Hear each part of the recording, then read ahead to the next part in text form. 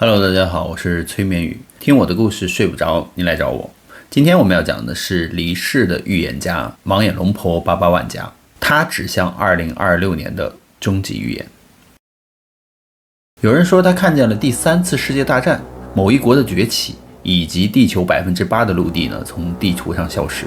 也有人怀疑他看到的不是未来，而是某些势力呢早就写好的全球剧本。今天呢，我们就用纪录片的节奏呢，带你解开它关于2026年的关键预言信息。那谁是盲眼龙婆呢？那为什么又被叫做现代的诺查丹马斯呢？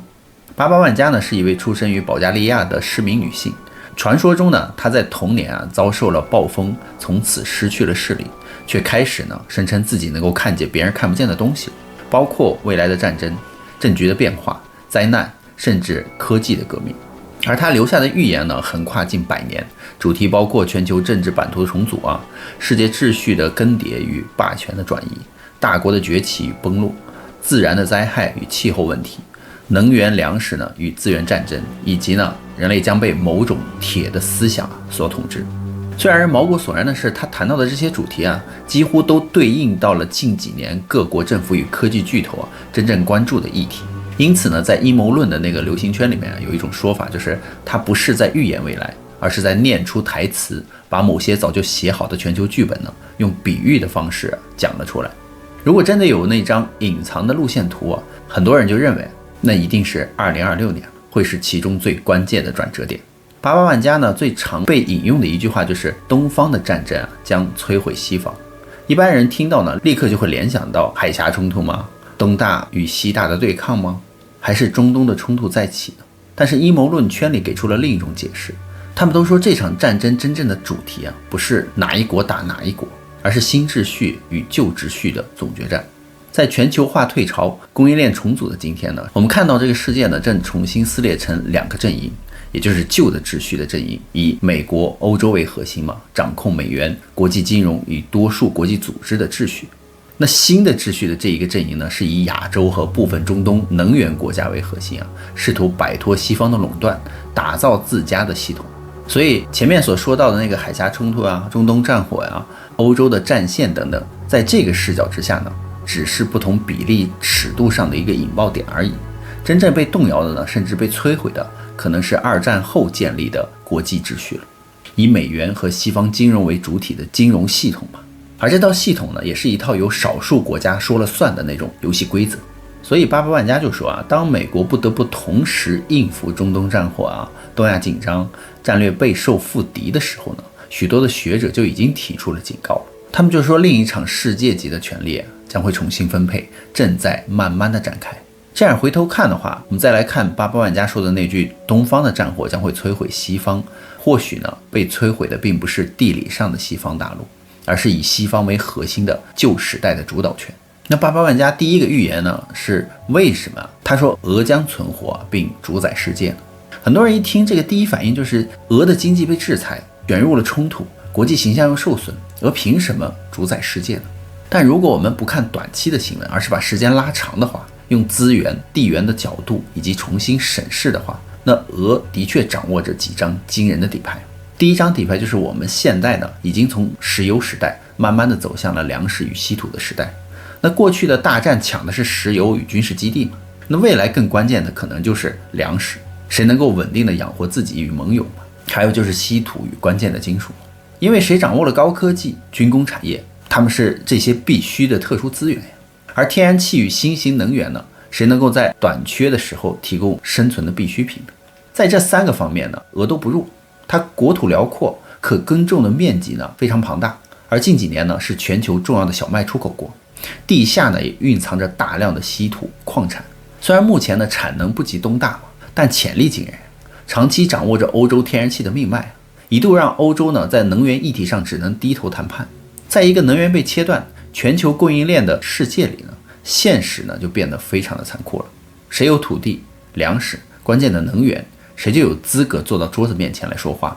那第2个预言呢，巴巴万加说北极的大门呢将会打开。他说会有一条通往新世界的冰上高速公路，因为气候变暖带来了灾难，同时也创造出了新的地缘红利。他说北极的冰块快速融化之后，一条全新的航路呢正在浮现，经由俄北部的海岸呢，与北方的海路，与传统的那个苏伊士运河航线相比呢，这条路可以减少将近40%的航程，大约缩短的时间呢，与油耗一旦成熟呢，亚洲、欧洲的货运呢，可能都会大量的改道来走这边。而恰巧呢，俄就拥有最长的北极的海岸线、破冰船与港口建设。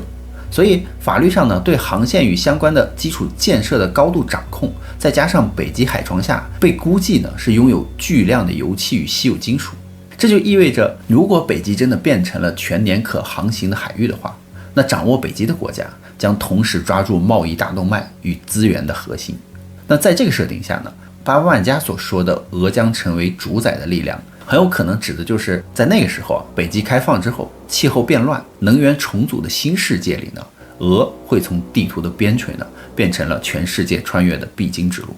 第三个预言呢，巴巴万加说普丁呢，他是一个时代的符号。万加还说过一句被广为流传的话，就是他将是世界的主宰。这是否代表着他会统治全人类呢？而多数的研究者就认为没有必要如此的直译。就像是古老的预言里王往往是一个时代的代称，而巴巴万加口中的普丁呢，很有可能象征的是西方垄断的旧秩序呢走向了终章，而以俄为首的新势力的体系呢正式登上了世界舞台。换句话说，就是他指的不是某个人的个人的功绩，而是权力重心呢从西方慢慢转向了东方，从单极呢转向了多极的这种历史潮流。而巴巴万加呢还预言说，2026年会出现一连串的这种灾难叠加，比如说剧烈的地震、火山爆发、极端的气候，最终呢会导致8%的陆地呢从地图上消失。听起来呢很像是世界末日的电影，但是阴谋论者呢把它拆解成了几种可能的情景。第一呢，就是因为地球磁场在变弱嘛，这可能是磁极翻转的前奏。因为科学界观测到地球磁场呢整体正在减弱。在某些区域呢，例如南大西洋出现巨大的磁场薄弱带呢，而在长时间的尺度上呢，地磁的确会周期性的翻转。磁场呢就像是地球的隐形的防护罩，帮我们挡下了太多的这种太阳风宇宙射线。当这层保护变薄的时候，可能就会带来高能的粒子更容易打进高层的大气层，从而影响地球内部的能量平衡，并造成进一步的地壳活动，比如说火山爆发、极端气候的产生、复杂的联动等等。然而科学家呢不会轻易的说这就是末日，但是在阴谋论的板块里呢，巴巴万加可能看到的是地球正在进入一个长周期的磁场调整期，而2026年呢只是这个巨变的开始而已。那第二个情景呢就是超级火山嘛，一个把文明能够打回重生的超级爆发。所以地球上存在着少数的几座超级火山，一旦它们全力一击的话，威力呢远超一般火山，例如美国的黄石火山、意大利的坎皮弗莱格瑞火山区以及冰岛的裂谷系统。那近几年呢，它们都有不同程度的升温的征兆，地面隆起、微震变多、气体排放异常等等。万一其中一座真的爆发的话，后果呢可能是火山灰遮蔽阳光，而导致数年的火山冬天，全球气温骤降，农业大幅减产，粮食短缺、饥荒、政治动荡与大规模的移民潮。这种慢慢冻结人类文明的过程呢，非常的贴近巴巴万加所说的因气候与地貌巨变呢，人类文明被迫迁徙。那第三个可能就是8%的陆地消失，不是沉下去，而是被海水淹没。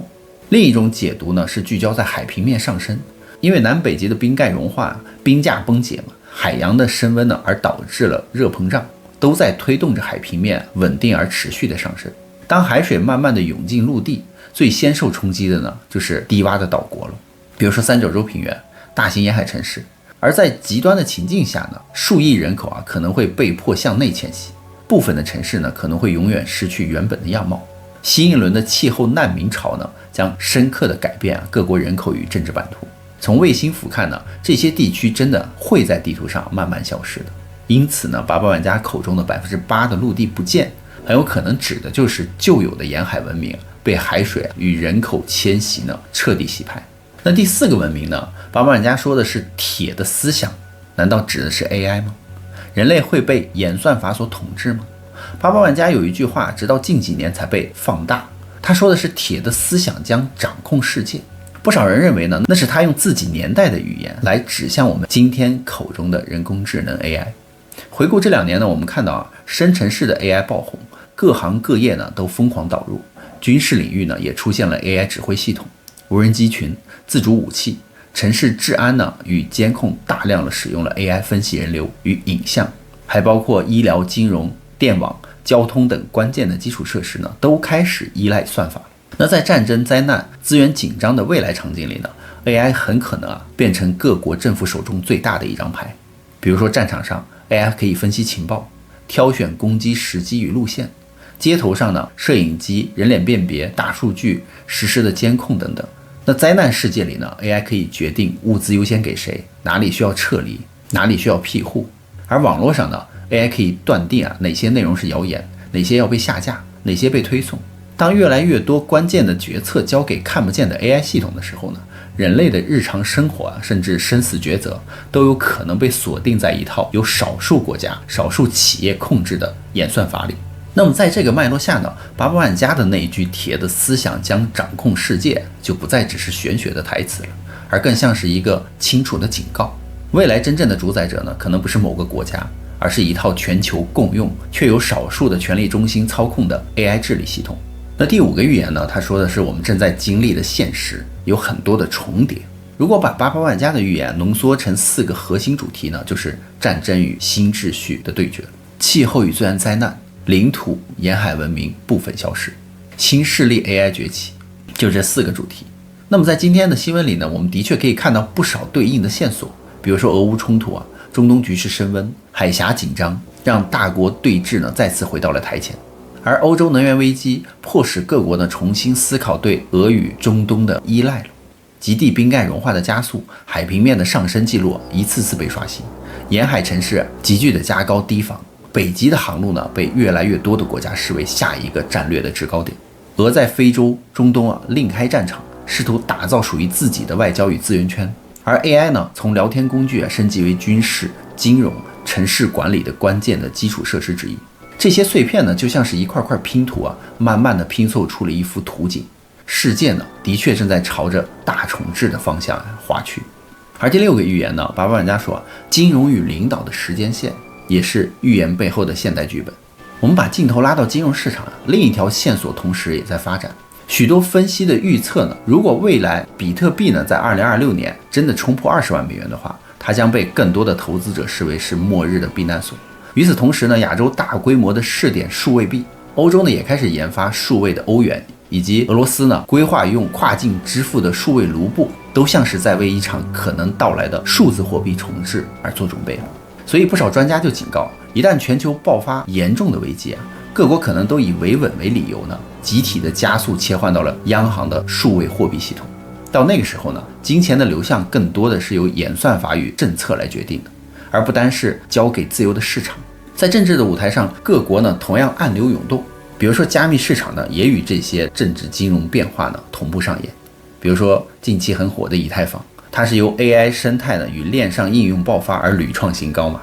还有 Solana 呢也受到了华尔街的基金的追捧，也成为了新一代的高性能的公链代表，都成为了跨国资金流动的主要通道。而在阴谋论者的眼中呢，这一切呢都像是在为未来的某个金融翻篇日来做排演。当那一天到来的时候，旧的货币系统呢就可能会被一次性换成新的数位版本。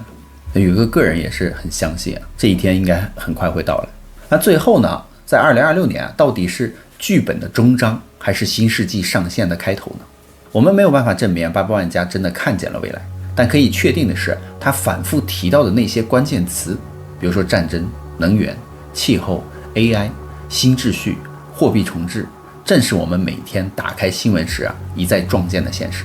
历史呢一次又一次地提醒我们，冰河期的结束呢催生了定居与农耕文明，